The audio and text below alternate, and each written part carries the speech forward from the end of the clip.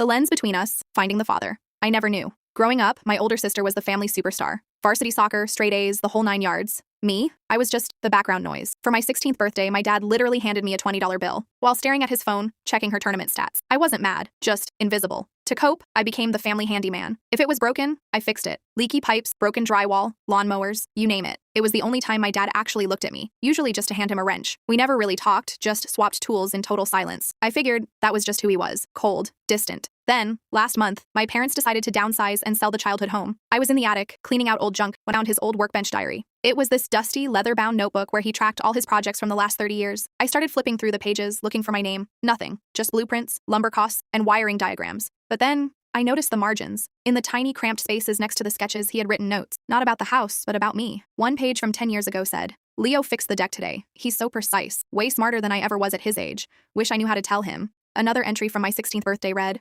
"Gave Leo $20 today. Felt like an idiot. I wanted to hug him, but I got scared and froze. He deserves so much better." Page after page, 30 years of silent pride, buried under blueprint designs. He wasn't cold. He was just terrified of saying the wrong thing. For their moving out party, I didn't make a speech. Instead, I built him a brand new custom oak workbench for his new garage. And right on the top surface, I used a wood burner to engrave every single note he had ever written about me in those margins. When he walked into the garage and saw it, he ran his fingers over the burnt lettering. He read his own words out loud. He deserves so much better. My dad, a gruff 60-year-old construction worker who hadn't cried since his own father passed, completely broke down. He gripped the edge of that table, looked up at me with tears streaming down his face, and choked out, "You saw this?" I just smiled, hugged him tight, and whispered, "Yeah, Dad, I heard you loud."